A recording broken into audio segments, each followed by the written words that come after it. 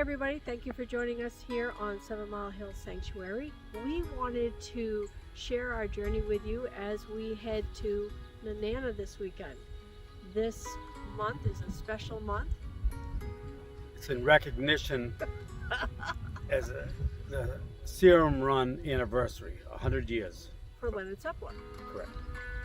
And we are really excited to be a part of that. We are in the process of hauling several hundred pounds of meat to Nenana to help out Jonathon, Nathaniel Hayes with his dog team as they go on their journey. Now, let's get to Nenana. Let's go. As you can see, it is snowing here in Alaska. The closer we get to Cantwell, the more snow we see. Very little snow in Wasilla, Alaska. So it was a slow ride, a careful ride, where the roads had not been plowed yet. Close to a foot of snow already landing on the ground.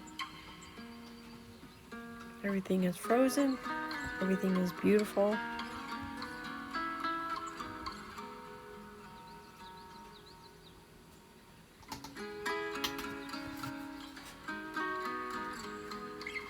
The scenery is amazing as you get closer to Denali in Cantwell.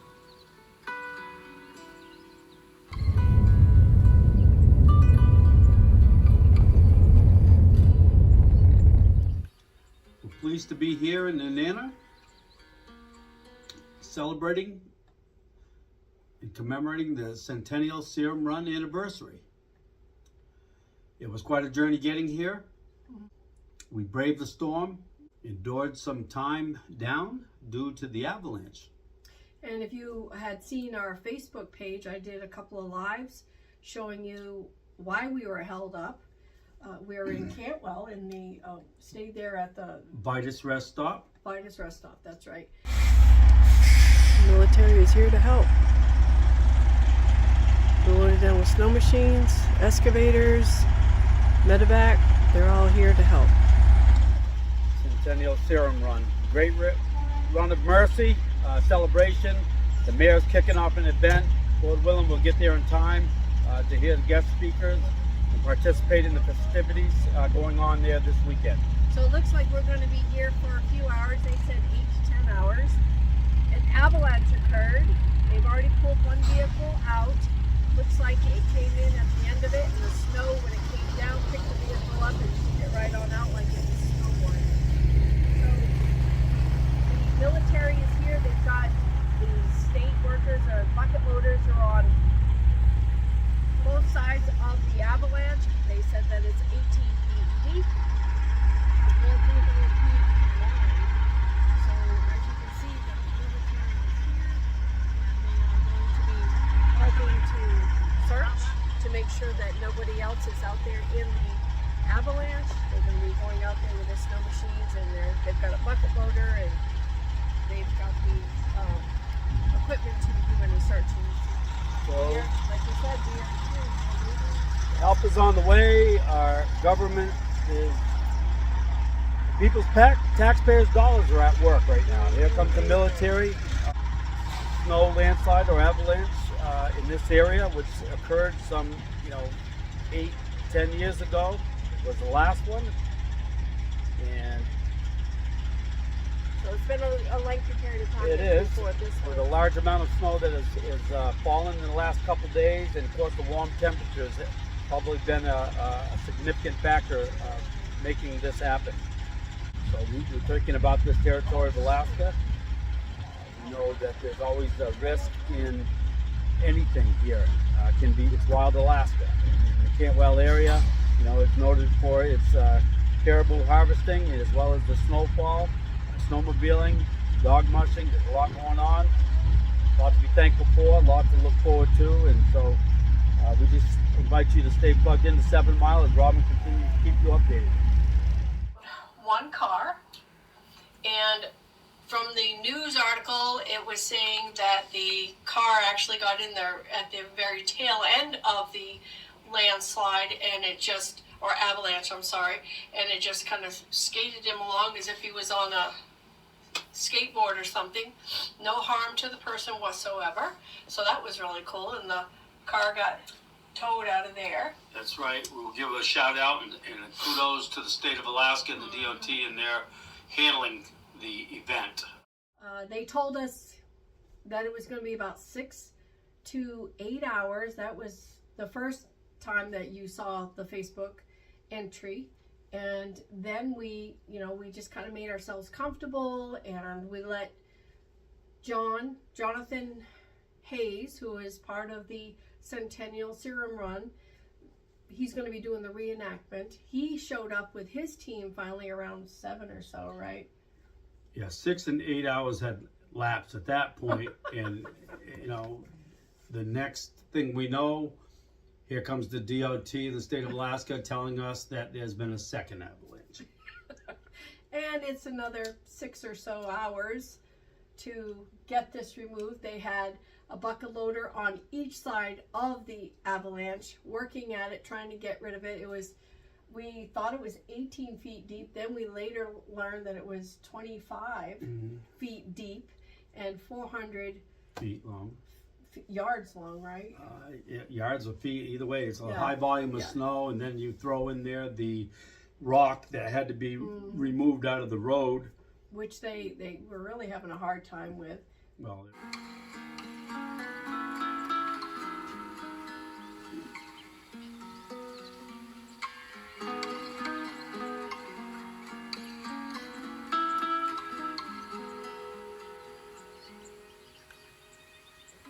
it was the size of this room, if not bigger. But they got it out of there, so that was the good thing.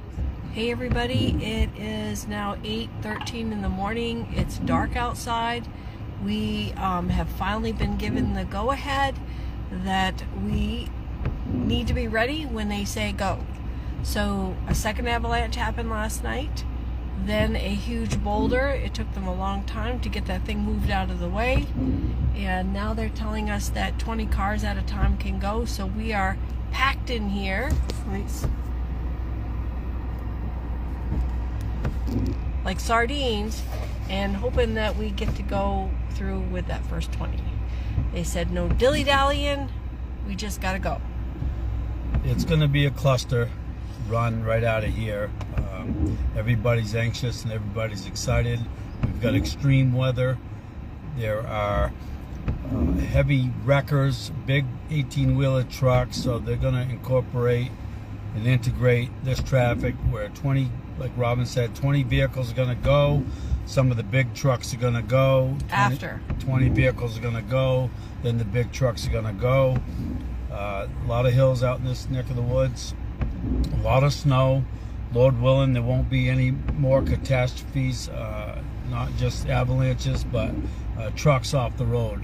Coming in, there were multiple 18-wheelers off the road, other vehicles as well. So even the plow trucks. So for those just tuning in, we've had to endure, not just hunker down overnight, resting in the trucks, but we're excited, anticipating, and hopeful. So stay tuned, there's more to come. And we're right here beside Jonathon's truck as well. He just got out of his truck. I guess he's checking something. Yeah. And he is hoping that they let him go through along with us, because he has the long trailer with the dogs and equipment and everything in it. So fingers crossed they let him go through with the first 20 vehicle pass. We hope. And we're very thankful we had the truck to stay warm in during the night, waiting for this stuff. Thank you, Wasilla Chevrolet. Yeah. Yeah, there you go. There you go. And Mark Majors, the owner of the historic Chalitna River Lodge, insisted that we stay and get some rest for about an hour before getting on the road. We really didn't want to do that, but he insisted, so we're thankful that God used him to keep us safe.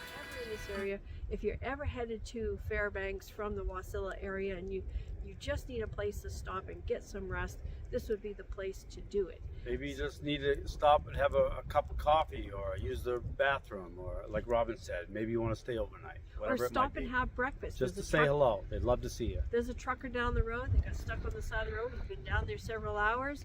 Mr. Mark Majors has offered to have them come on in and have some breakfast, get warmed up. So they're beautiful people from Louisiana. Correct. And it's a beautiful spot here. It really is. So we came in, got ourselves a good little, maybe an hour nap, had a wonderful breakfast, and now we're getting ready to head off. And as you can see, it is snowing here, which is not happening back in Wasilla, but amazingly, when we came in, there was over a foot of snow that we had to drive through. So I think they're going to have some good weather. That's right. For all you recreational enthusiasts, snowmobilers, dog sledders, hikers, even ski joggers, this is the place to be. Plenty of snow up here in Cantwell area.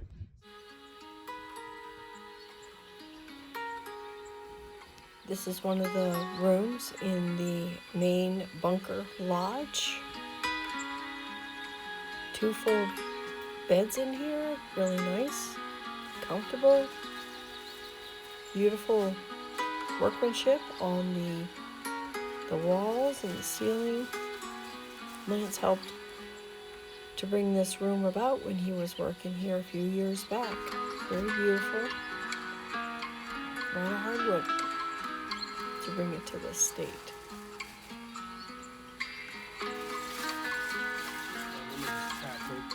Plenty of warm air when it's really cold outside. Make your own coffee while you're waiting. Got a fridge, microwave.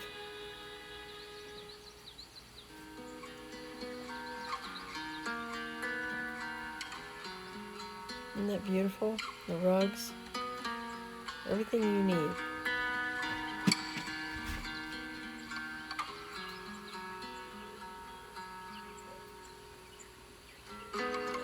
And then you have a full bath, the sink, shower, the toilet, everything you need right there. Beautiful work done on the logs there on the side wall.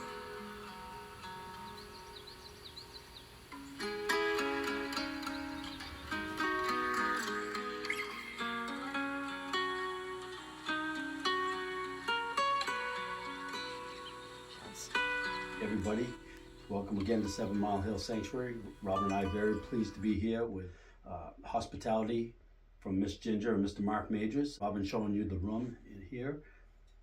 And you may recall the video of Inspector Bear coming up to the Chalitna River Lodge last summer. And I'm going to show you the porch and the deck where he came in from a different perspective. So follow me.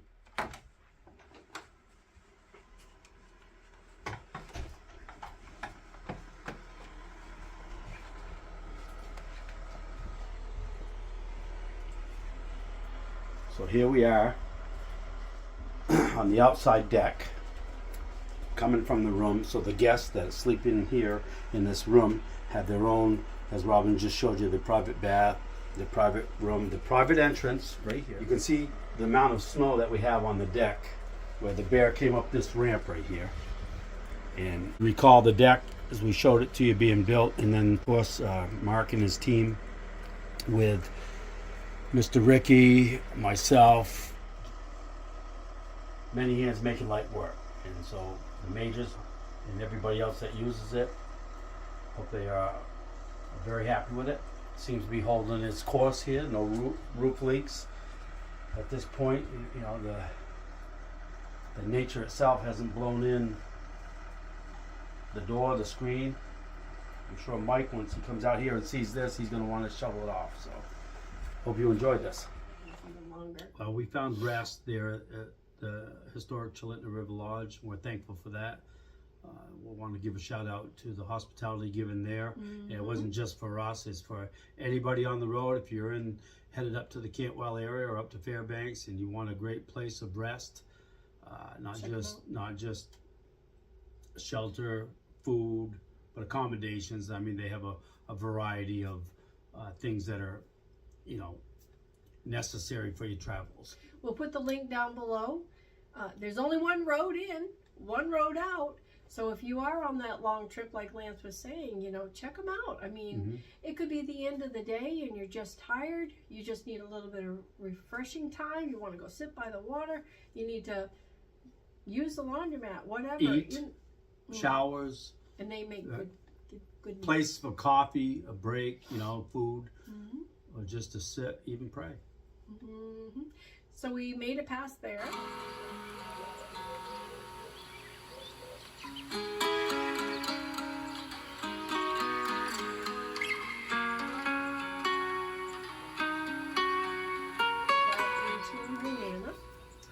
And we thought, you know, once we got in here and we met Miss Kari, who is owner of Roughwoodsllc. Yeah. She's also And cafe. Yeah. Plus she helps out run the museum, and she helps out. She wears a lot of hats in this community. In this community. We're thankful to have met up with almost, her. what, Thank 500? you, Miss Kari. That's yes, right. Thank you, Miss Kari. Almost 500 folks. I could be. All the folks have been blessing here. Oh, they're this beautiful, Nenana. beautiful people here. Yeah. We have just met some amazing folks.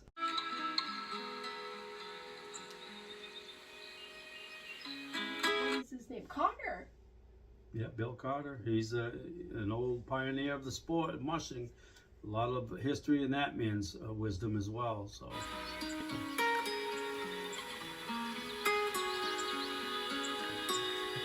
He, Burmeister as well.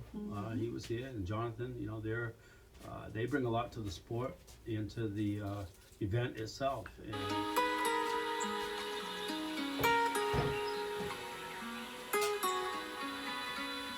Roughwoods Inn and Cafe is the place to eat. First thing in the morning in Nenana. She's opened up first thing in the morning and is closed by 3.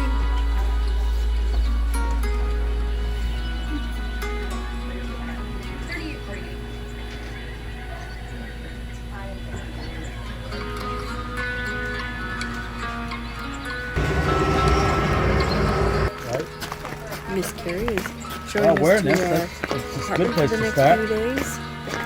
Yeah, we got some pretty good walking through here, sand and stuff. Oh yeah, I got out here this morning and Yeah. the water's helping some, but like back here it's kind of washed away. So, it's again up to you, but I would.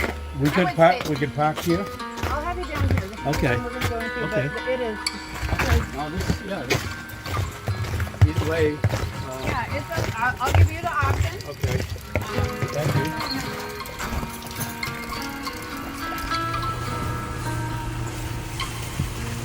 And we wanted to get out and check out the museum / train station. And that is still being utilized today.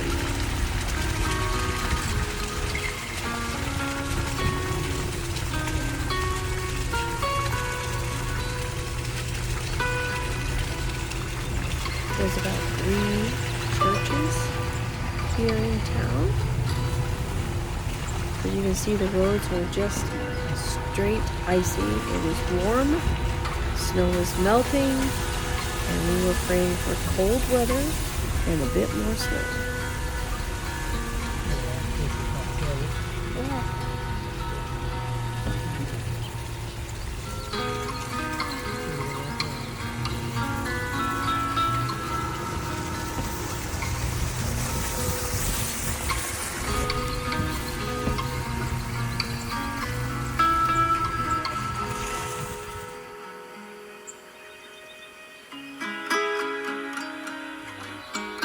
Not just even outside the mushing community. I mean, the folks that were at the train depot, the gentleman that gave us the tour through there. Yes, we're going to show you that too. What an amazing tour. He is fixing the place up. Yeah. God bless him for his effort. Yes. Restoration in his community. I want to put this out there. If you want to help make a donation to help restore this place, he could definitely use it. He is. I think the whole community could use it. Oh, we for need help. sure, for sure. The history in this place, and there's so much more that can go into it once he gets some of the other things taken care of. Well, we went and took a tour of the upstairs rooms that are set up like you're on a ship. Mm-hmm. They're beautiful. They're absolutely beautiful, and we'll show them to you as well.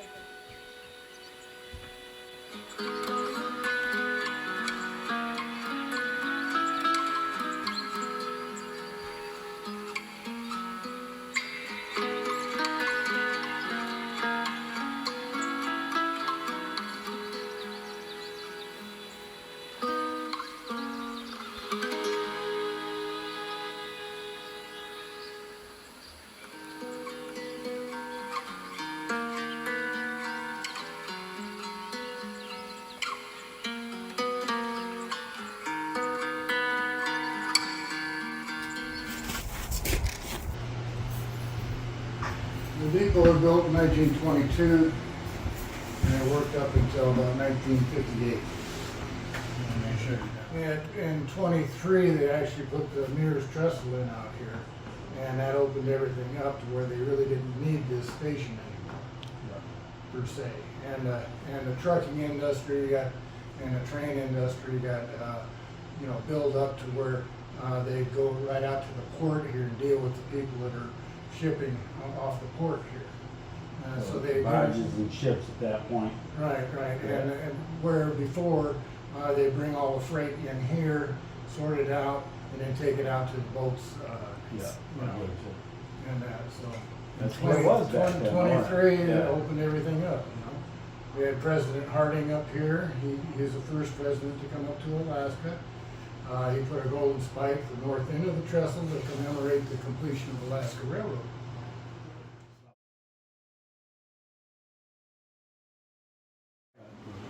It takes time, like I said, 4 years. I'd say you're doing pretty good. Thank you. Good. Anyway, this is the freight room. I have a 3,000 pound scale in the back there.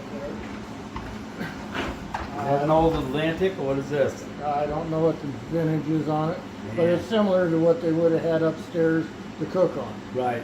See, in 30, I'm pretty sure it's 32, they added the upstairs on. Yeah.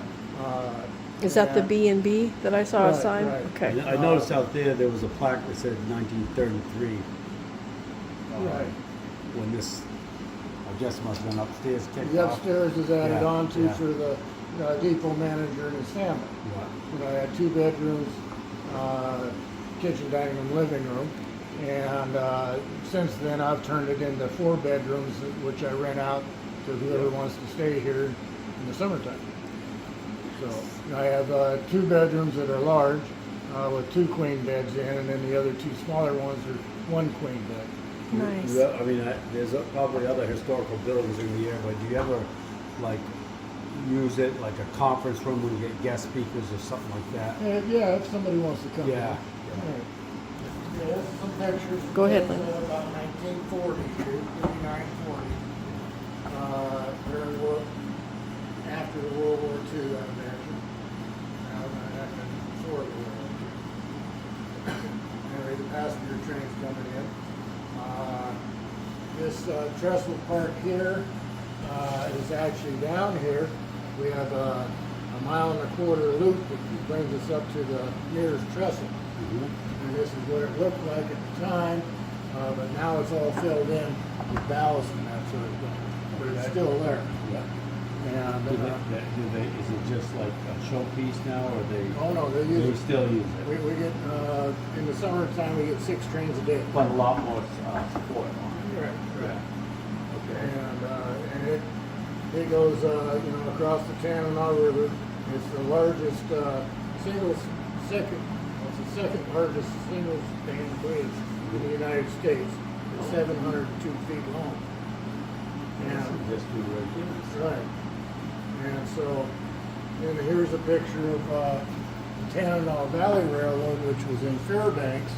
They came down here. They were on the north side of the river, and that was a narrow gauge railroad. It was a mining railroad, actually. They come down here. They lay track across the ice and pick up their goods on this side in the wintertime. There. And they just have a crane to They lift. weren't going to be denied during the season, or No. off season, I should say. No, they didn't have a bridge. Right. But I mean, pretty innovative thinking, Oh, yeah. even back then, right on top of the ice with the track. I mean, who would have thought that? Right. And that's Now, we pretty- get 3-4 feet of ice. Right, well, that's what I mean. I mean, there's plenty there, but I mean, the point being is, You're not gonna. today, slow it down. nobody's gonna pull that one off, or even Right. attempt it. Right, likely. It's pretty cool. So they'd have a crane over here and they'd offload. Yeah. They'd even pick up these passenger cars, put them Set on, 'em, put yeah. them on the trucks, the Yeah. narrow gauge trucks. Probably some old dinosaur with a They link are. belt, train, Right. stationary, they ain't moving it, says I'm leaving it. Right. Yeah. So, yeah, it was, pretty innovative. Right. They- Yeah, that's way cool. Is this the governor or who's this? That's when we transferred the railroad over from the state, from the United States. Oh, to the state of Alaska. Right. Yeah, I read that plaque out there, so that must be somebody on the board then. Right. Sheffield, Bill Sheffield. Yeah, was the yeah, governor. that's right. Governor Sheffield at the time, that's out on that plaque, I remember that. And that's probably the original headline of the paper. Right. This whole year, right? Back in the day, it's pretty cool. And this is probably one of the vintage signs for the first anniversary. Right. Well, yeah, it's, every year the railroad commissions to have people come in and make up pictures and that. They- Man's eye with muscle. Right, Some of that. right. And they pick one of them and then that's the poster for the year. Yeah. Look at this here, Alaska Railroad, right? Their first anniversary. Right. That is just wonderful. And you can't really see it, but I got a 3,000-pound scale over here for free. Sorry for the mess. That's the old school scale. That's the old school with all the weights and that sort of Yeah. Slide them on the rail, right? Is that how they did it? It still works. Yeah. I remember back in the old days, they used to have them in the hospitals for people when they came and stood on it. Of course, now we're. Very nice. Very good. We do have an old, That's probably one of the old. the old safes from clear back in the 20s. Actually, we got a bunch of artifacts in here for 1922 when the city became a city. Oh, nice. You know, from what you're sharing, I mean, I wasn't around back then. I don't know a whole lot. Like I said, we're still learning, but it seems to me like a town like Nenana, like a town like Seppala, which, you know what I mean? Where you have different,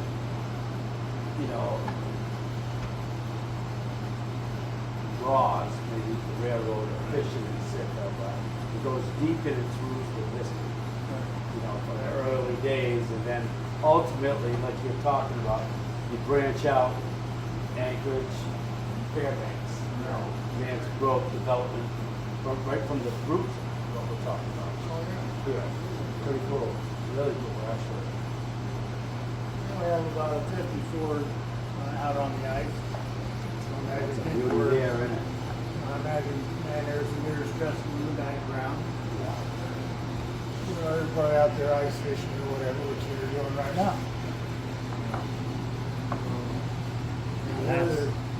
Here they're trying to get a locomotive across the tundra. We got a bunch of Belgians pulling that, or what? Is that what those are? The whole workhorses, right? Right, absolutely. In February of 1921, they're down in Raleigh Creek trying to move this locomotive where they can get it on the, not sure if it was on the tracks or The size of those horses, there's a man, probably a big, good-sized man, standing there, and that horse is just, he's looking at his rump, basically. Back in the day, we used to have river races. Oh, yeah, no kidding. Let me look at that. These are all the handmade barges? Yeah, just rafts, Yeah. They'd go from Fairbanks down here. And they did it for several years, but they had a couple of accidents and that sort of thing, so That was the that fun was of it. the day, though, yeah. Right. And then, of course, like anything else, liability steps in, and lives. Right. And the river boats that we had. We had over 400 floating craft. That is something. So from, of course, they're coming down to Nenana River, right? Canada. Right. So how many miles would the I don't really know how many miles, but it took them like 2 days. Yeah, I mean, it was quite a distance, though. Oh, right. Yeah. Even when they come down with their canoes and that, they still come down with canoes and everything. Yeah. It takes about 2 days. Yeah. Very nice. And we had one of the barges caught on fire, or actually riverboat. They're going to bring it down here from, I think, from Fairbanks and use it as a museum, and they got right out here and the boiler blew Oh, up. I was just gonna say, I got to surmise it was probably cold fed, Right. right? And that boiler blew Yeah. up and caught on fire. And so the only thing we have left of that is a paddle wheel out over here. With it running down There's a lot of history here, isn't it? Oh, yeah. Just the development and the growth of the years. What's that picture there? That's, looks like a couple dogs set up for somebody's sled. Let me put my glasses on, I'll take a look. Oh, actually, let's let this gentleman, maybe he could specify specifics of this picture here. I'm not real positive of that picture there. Mr. Riley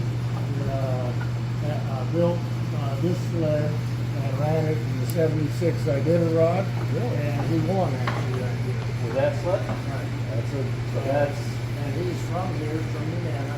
He just passed away last year. Oh, well, that's beautiful. This is his wife. His wife still lives here in town. oh, nice. Does she come out for Oh anything? yeah, she was out last night at the community center. Oh, awesome. Yeah, you guys missed the party last night. Oh. We had the landslide. Strongly disappointed that the avalanche down there stopped us. Right. We were, thank God, nobody was really. Yeah, nobody was hurt. Right. Oh, that's an old picture. Yeah, those are some good. State probably could be when Alaska became a state.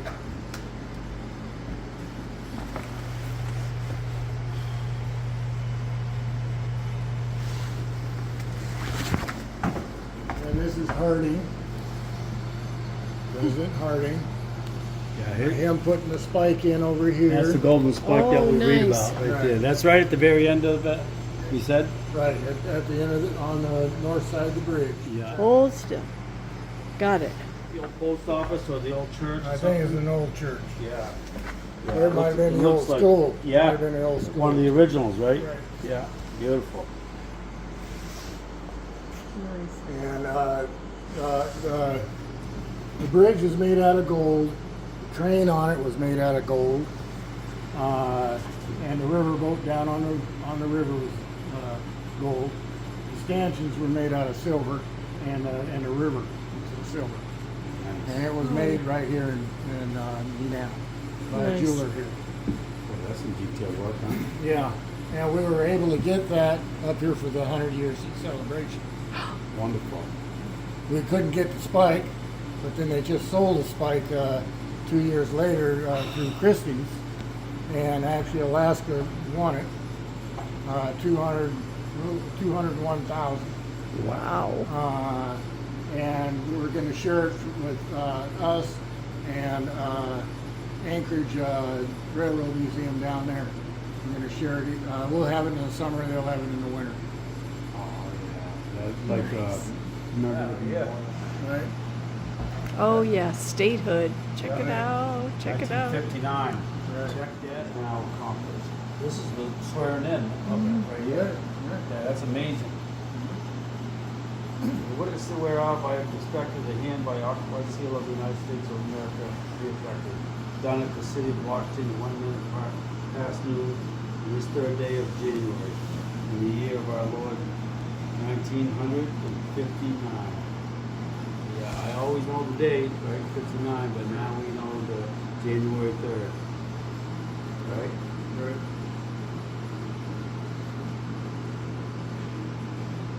Yeah, I'll tell you what, when this, what they call it, purchase, or great purchase. Alaska? Yeah, I don't know, I mean, anybody really understanding the significance of it? I don't think too No. many were. I mean, obviously, what was it, 500,000 was it was, but I mean, look at it today. It's like 3 cents an acre. I know, I'm telling you. Back then, Right. yeah, but today it's like, I mean, not that the value of it is through the roof, but the wealth, the riches, the minerals, the aggregate, the fishing, the hunting, all of Oh, it. yeah. More importantly, the culture. Right. You know, Right. you know. That's one of the floods we had. We had 3 floods in Nenana. The flood, actually, the water was up to here. Is that from looking at from the trestle down? I mean, That was from the airplane. airplane. Okay, yeah. Yeah, the water was clear up to here Wow. during that time. We've come close to flooding out, but we haven't.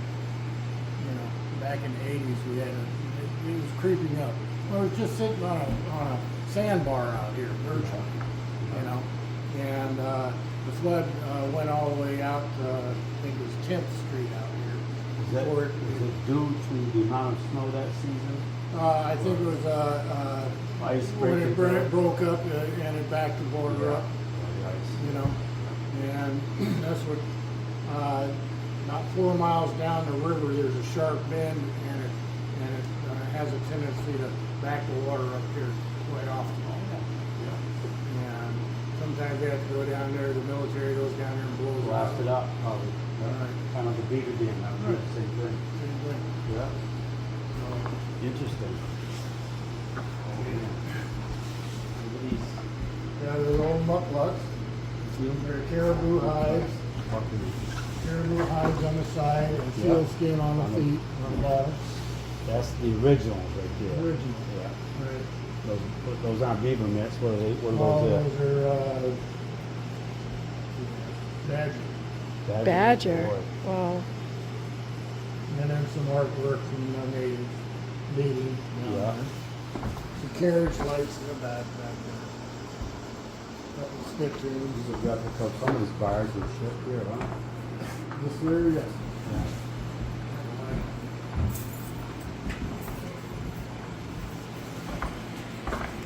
This is the one that was right out there that we saw, was it? No. Now, It's a riverboat though, apparently, right? this here's the Taku. Oh, yeah, that was the one that we just passed out here? That's out, Yeah. out front there. This here's the SS Nenana. Okay. It was designed and built in Seattle, taken apart, brought it up here, put back together here in Nenana. Didn't have a name, so they called it the SS Nenana. Yeah. It's the second largest stern wheeler built in the United States. They're 210 feet long, That's a big vessel. 42 feet wide. It's actually on dry dock up in Fairbanks and Pioneer Park. And they have a museum in there too. Actually, we have a diorama of all the rivers and little towns along the rivers inside there. So you get like a map of all the rivers, tributaries, everything. And all the little towns along the way. That must be, I mean, a wall-to-wall massive map. It is. That could be. Yeah, it goes Yeah. all the way Yeah, down that's here what it is. and halfway up this way. That must be something to look at. Oh, it is. Yeah. And so we finally got some grants and different things, and we're getting it more refurbished again. This will be the 3rd time it's been refurbished since they parked it in the park up there.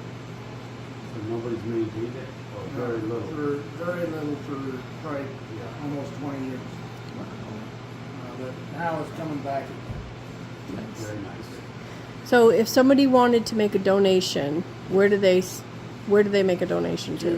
the riverboat, Or the museum? or to this museum. You're in a railroad, right? Okay, well, you can send it to NenanaDepot at P.O. Box 445. Nenana, zip code would be 99760. Very good. We're gonna put that on our link. And the site that you mentioned earlier? Yeah. Well, that'd be NenanaDepot.com. Okay. There's information on that. It's older, but I'm trying to revamp that too. Okay. Get it up there. How many? They could push upwards of 5 barges, mostly pushed 4, and that was up to Yukon. and depending on how big the load was somewhere in between 3 to 5 cords of wood an hour it would burn. And I'm looking at this, and this, don't correct me if I'm wrong, but those are probably in somewhere to, you know, maybe 6 to 8 feet long, these Right. pieces. right, and about 10 inches at the bottom. Right, so, you know, you probably got, you know, 2, 4, 6, you know, maybe 8 or 10 pieces on there. So, I mean, even if they were beetle killed, they don't look like they really are. You know, there's some weight sitting there. Oh yeah. So this gentleman, he's got the forearms going there. Oh yeah. He's probably worked that. That quite a bit. Yeah. Right. Okay, so Ralph Podesky. Okay, he was he the engineer? He was the engineer of the bridge and stuff. Yeah. And actually, he built quite a few bridges across the United States. And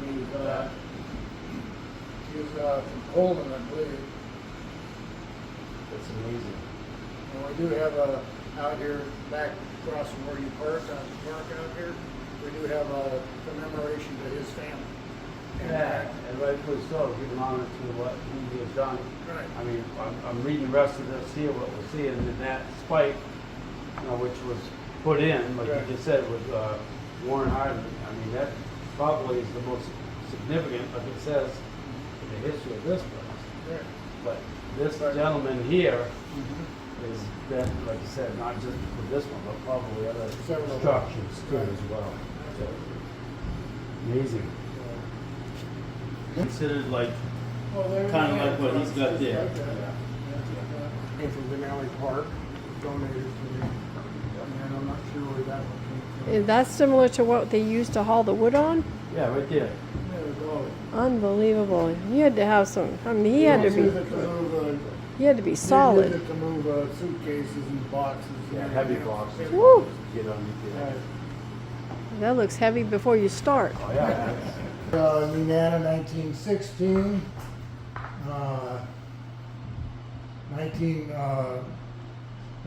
1915 is when they brought the rail up from St. Michael's off the coast to here and started building the railroad to go south in 1915. And they started in Seward at the same time. And they met out here at Hurricane Gulch and built the trestle across there. That huge gap right there. Right, That's right. where they touched and connected. Right. And then after they got that one built, they came out and put the nearest trestle up. Well, that tidbit of history right there connected this territory, didn't it? Right. Just that one event. Right. That's amazing. And so by 1923, we had the nearest trestle put in, finished. Yeah.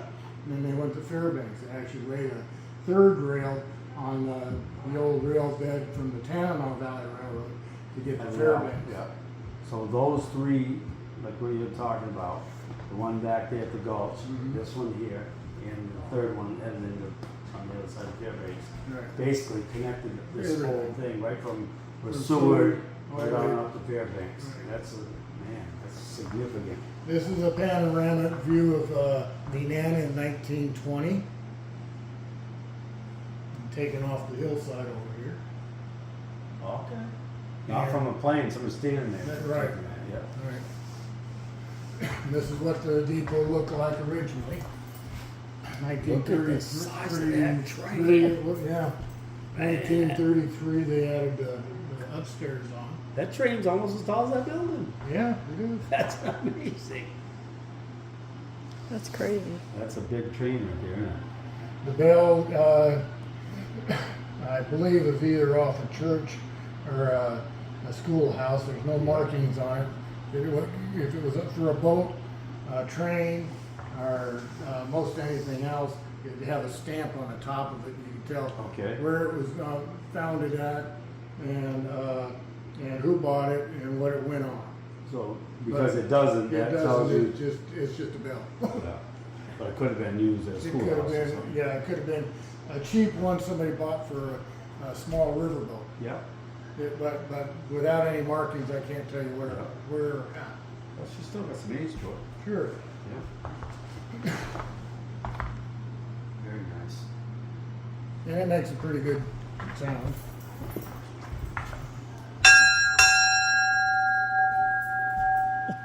That sounds like it belongs in a depot, don't it?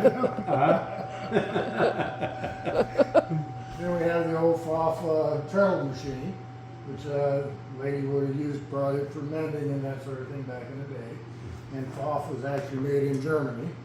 Is that long before Singer came along? Oh, it's about the same time. Yeah. Singer, White, and Pfaff Yeah. is But that's German engineering? yes. Yeah. And I bet it's a good one, man. Quite popular. Yeah, Yeah. it actually works. Still I'll works. bet it's a good one. German engineering is pretty good. So, and then we have the old cash register that came out of one of the buildings here in town. Yeah. I think it was FE Company. I remember those when I was a kid, people used to have those. Yeah. And here's a document on the serum run. During the 1925 Nome has moved out by the materials. Okay, that's what it was, almost 1,500 there.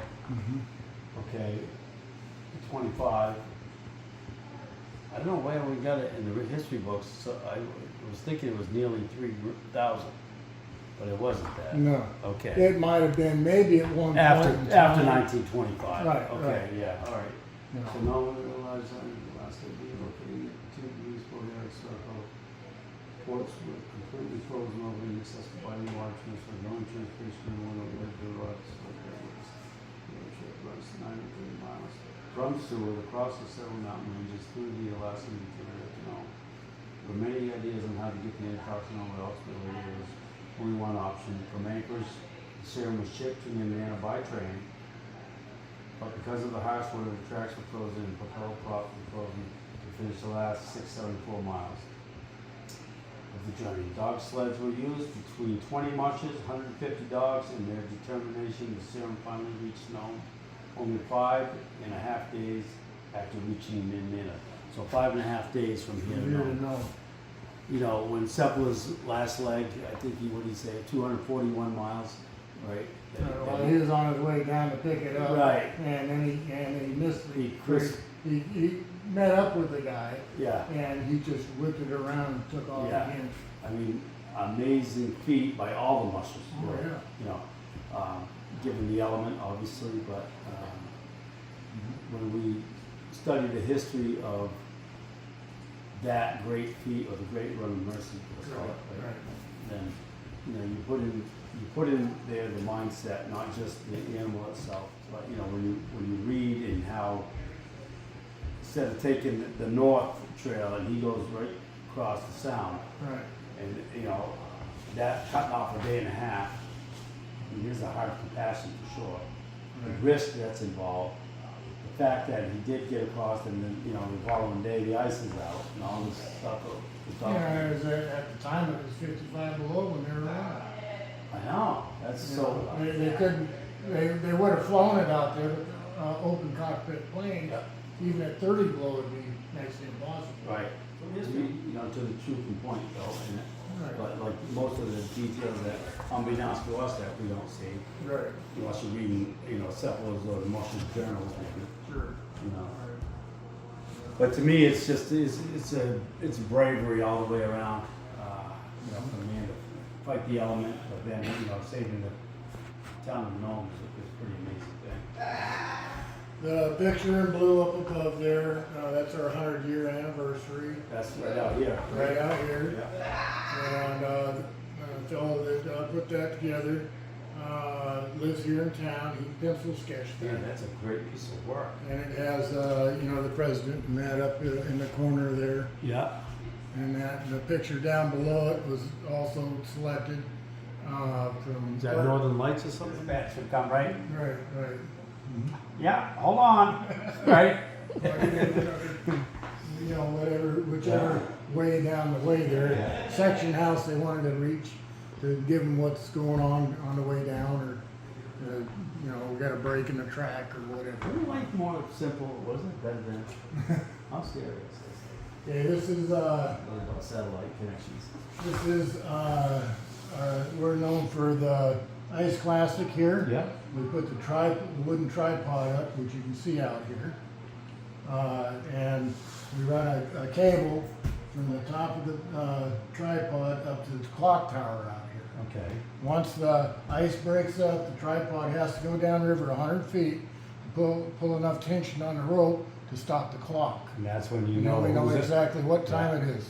We see many places all the way down through the territory where stores or wherever you go in, I don't even remember, you decide what you think the time's gonna be, the date's gonna be, and send it in. I mean, actually, nobody's got it right for some periods of time, and then the person or the prize goes up, you know. That makes sense You see? now. Yeah. Yeah, I wondered Yeah. how they got that figured out. It's Yeah. like, Yeah, we've been doing this since 1917. So it's the hand of the clock. Right, when it's Once stopped, it's down, of course, the ice is out, but it has to go, like you said, according to official rules, 100 feet down before before it has enough tension to stop the clock. That's wow. pretty- nobody's cheating the time there. And you split. Right. Oh, it's a lot. That's a On lot. the average, it's somewhere in between 3 to 5, or 3 to, I'd say 12 people Yeah. on the average. But, Oh, winners, you mean? winners, Yeah, yeah. and they split the pot, Yeah. you know. I think it was this year, there was one woman that Wow. won it. A gal down in, actually Kodiak, won it. Did she make a donation to No, where not even, I imagine she went and bought a new boat. down there in Kodiak, right? Right. So, Ooh, yeah, that's beautiful down there too. mhm. So, yeah, that's one of our, There's a tripod Robin right out there. You can get. Mhm, I'm a, yeah, the winter, we sent it outside to have it cleaned and that, and they said it's with 1/100th of a 1 second on time, the clock is? Still after all them years. all these years. That is Wow. amazing. So you're saying that tripod floats out? There's no, pardon? The tripod floats out? Yeah, it's fastened to the ice. We fastened it to the ice. We put in a trough there, put it in a trough, fill it in with water, freeze it, and it sits there until it decides to go out. And it's made out of trees. We go out and get trees, peel the bark off, Yeah. paint it up every year. Somebody downriver has a black and white cabin. Well, Pretty darn neat. Probably 20s or so, before the depot was put in. The depot sits at the end of yeah. the deal there. So that's looking at it from back there this Yeah, way. back that way, yeah. Nice.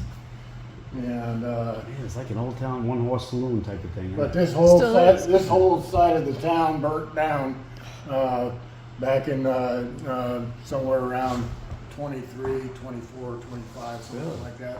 Yeah, the bakery caught on fire and burnt that whole side of So the they town. down. rebuilt it Yeah, they rebuilt it. as spec like it is now. Well, Still. sort of. Yeah. But Modified since a little then, they've lost buildings along the way. Yeah. And that, so we don't have a whole lot of old town left. Right. But we do have it in, on the books that if anybody builds a new building, it has to look period to the time. I agree with that. I would say that, like you say, the Antiquities Historical Society, I mean, you're in the history Right. right here. Why not? As And, it should be, right?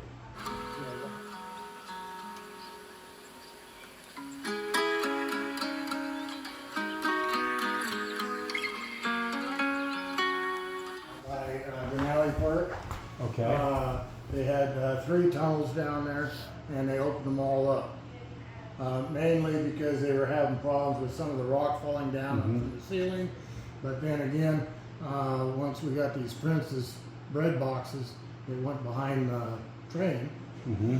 passenger cars, Then they couldn't hardly get through the Right. tunnel. Yeah.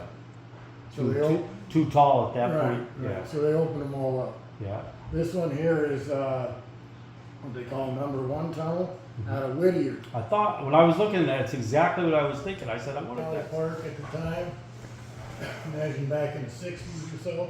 This is Raleigh Creek Bridge going toward Anchorage. Boy, this spanned right across the whole stretch there, didn't it? Right. And this here's the airport. It's still Okay, there. yeah, It's that's still it. Right. So, Man, nice picture. Wow.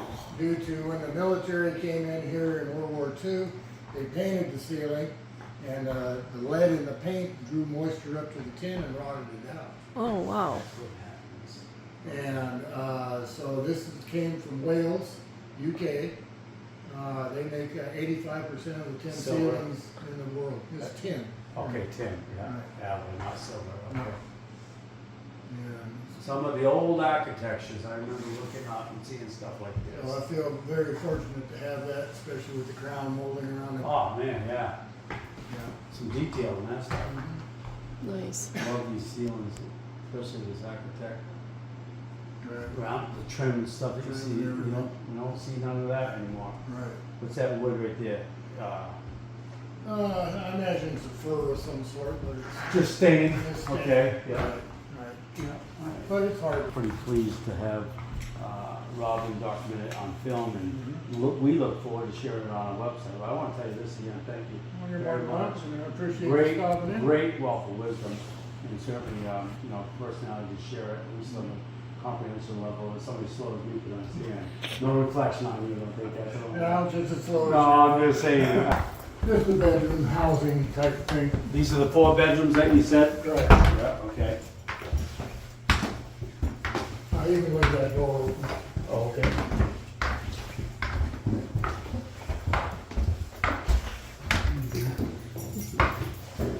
So this is the B&B. Look at there. Brakeman Suite. Do they all have names? Yep. Conductor's Suite. Check it out. The Engineer's Suite. It's like being on a ship, isn't it? Everybody's got their own quarters. Yep. Party Suite. So these were turned into like B&B, like a B&B place. When did this Right. happen? This, when I moved in. Oh my goodness, check it out. Redid About 4 painting and stuff. Yeah, they had redone some of the Floors and woodwork. stuff. Floors Very are- nice. floors How are original. nice. I just got heat up here last year. Love it. I did too. Have you stopped? Yeah. And what did they, oh look at there, Yes, emergency yes, exit. Right? Oh my gosh. And what do they call this? What do they call it on a ship? A galley? Not a galley. No, the head. Oh, how beautiful. Yeah. Yeah. Yeah. Yeah, I know. It's Check nice. this Man, I out. love these colors that you got too, Joseph.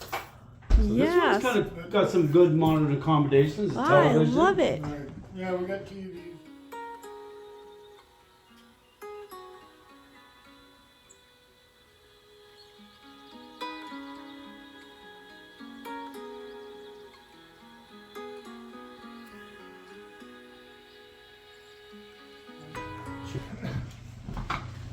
Oh yay. See, this is perfect. We Yeah, wouldn't this is more you, isn't it? we wouldn't need more than one Yeah, bed. No, I know. This is pretty much my room when I'm here. Yeah.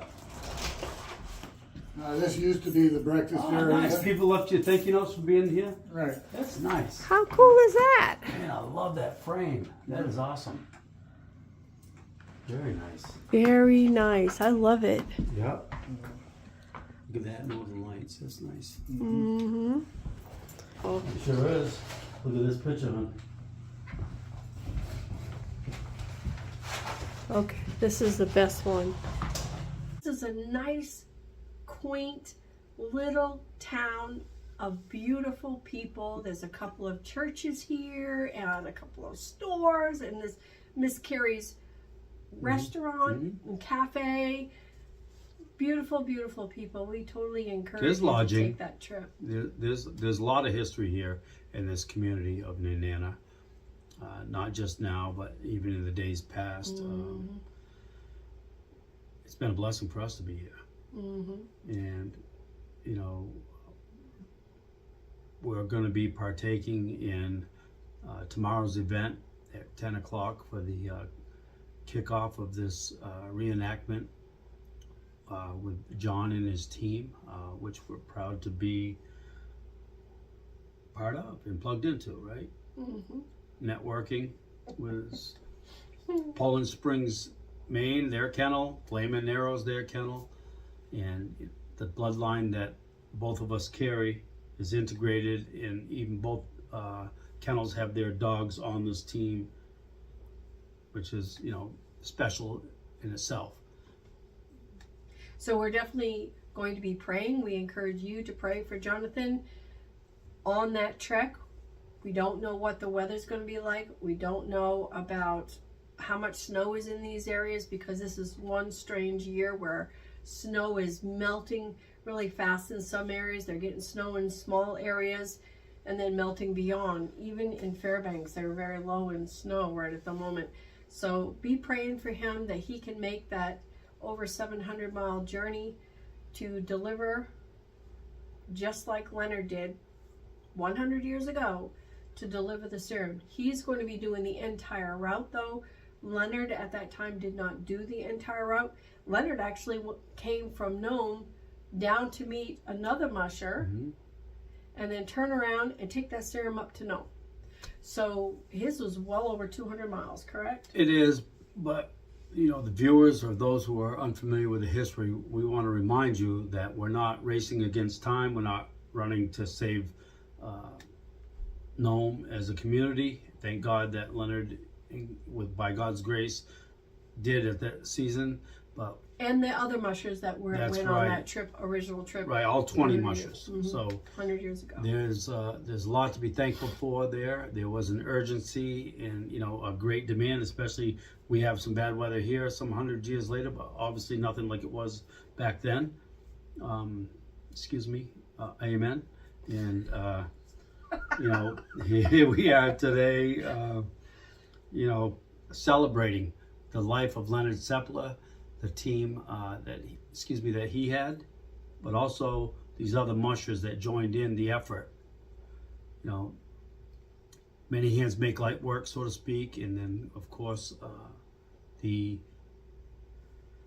mushing world as we know it, even the gold miners and the trappers and everybody else that was invested into this pioneering this great event to happen some 100 years ago. And there's a lot to be thankful for and a lot to celebrate, and that's why we're here to share it with you.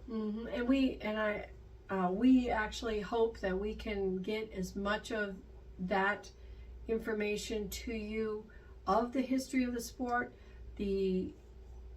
Jonathon and his team are also trying to do a documentary And they will. to get that out there, and they're hoping to have that out soon. Not sure how soon, because they want to make sure that everything that they put out there is accurate, just as we do. Yeah. And we want to, like he said, show you what that was all about. You know, it was funny this morning, we were talking with those folks that came up from, they were at a radio station. That's right, AM 1110 Yeah, and they came in up. Big Lake. We It's a radio met them station. in the, That's right. in the Kari's or little diner there, and they were mentioning something. I don't know what it was said, but something that caught my attention. The fact of the matter is that 100 years ago, they said there's no way you can do this. We're going to send in the planes or ships or whatever. Yeah. But the weather got so bad that the planes couldn't be brought in, so the dog teams did the job. The second run, which I was not aware of, and I'm learning like I said, we're learning a lot about what happened. A second run took over 5,000 vials of, not vials, but units of antitoxin antidote of the diphtheria. Correct. That was on the second run, which Leonard was not a part of that second run. But when they took up that second run, they faced the same battle where people in the higher status, Health world. And the health world said, no, you're not going. We're going to send a plane in. We don't want you to go. A risk for the Human life. and dogs too. Because the temperatures at the time, we were told they were at negative 65 to negative 78 below zero. But lo and behold, planes couldn't fly, but the dog teams made it. It's quite ironic when you think about it, not to compare today with yesteryear, but the train was supposed to deliver a package for this mock run for Jonathon. Yes, and now we come into the irony of it. Well, there was another avalanche. Right, to stop the train from coming this way on Last Friday. night. Right. But we still did a little bit of a run where Jonathon came in with the dogs, and if you don't know this already, all dogs on the team are Seppala Siberians.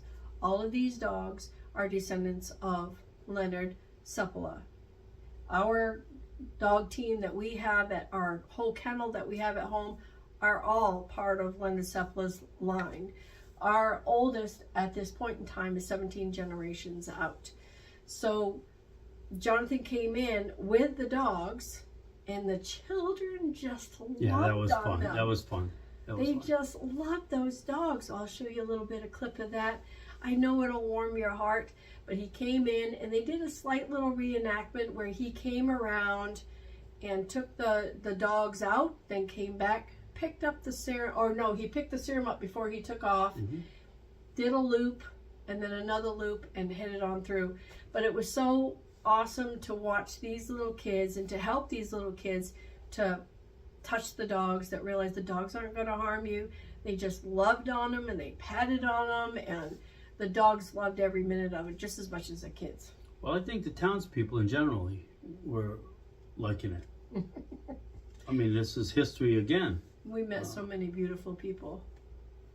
You know, it's a privilege to be here, serving alongside Jonathon and his team. I want to give a thank you and a shout out to them, those men, not only for welcoming us in to be part of it, but also the hard work that's gone on with them. I mean, you and I have, in our team on our end with NBR, we've worked, you know, to some degree with certain things, helping promote what but these guys have put in a lot of effort and a lot of hard work to bring forth to you, the viewers, and in those that are unfamiliar with history, a little more knowledge, a little more understanding, and a greater profound respect, not only for the animal, but for the men like Leonard Seppala and the other mushers that put forth and gave their lives towards that, so that other lives could be saved. So thank you, Jonathon, and Poland Springs Kennels. And you know, there's these other men, Caleb, Jamie, and Jeff.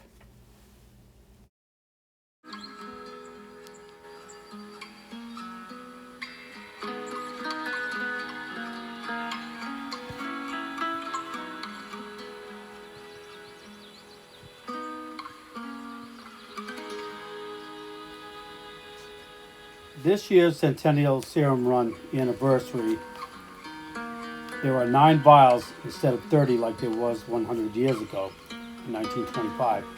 And of those 9 vials that are labeled, they represent, in addition to the diphtheria serum, some of the major pandemics which have impacted the lives of Alaskans over the past 100 years. So each vial is labeled with the name of the pandemic and the year that it hit.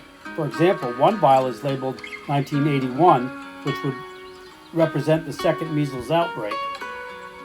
And also another vial is labeled 2020, which represents the COVID-19 outbreak. And also in the box are the letters from the children of Nenana, sending message of goodwill for the well-being of the children in to know.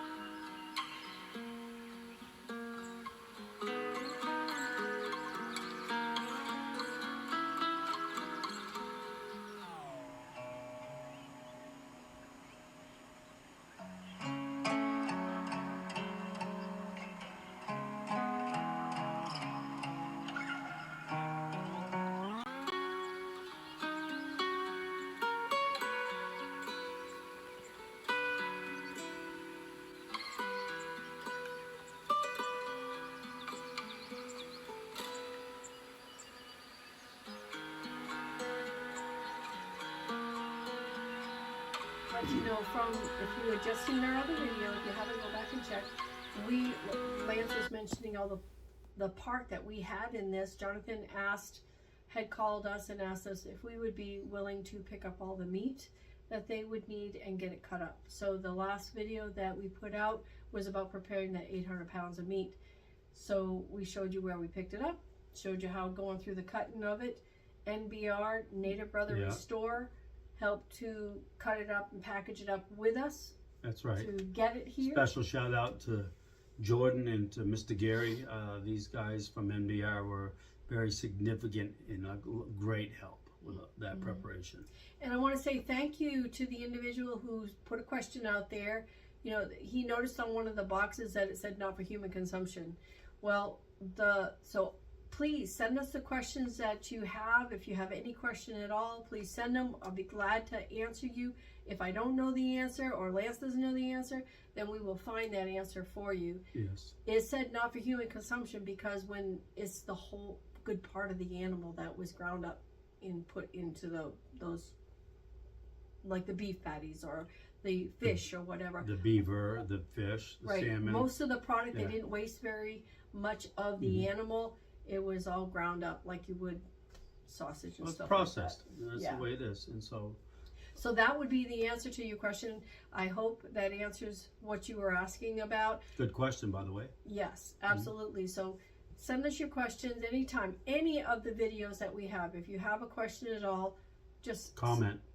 And if you have ideas, send those too. That's right. Send those on the comments as well. So we want to say thank you to all of our viewers and subscribers, and just keep plugging along just like we are, and keep up with us. We really appreciate you.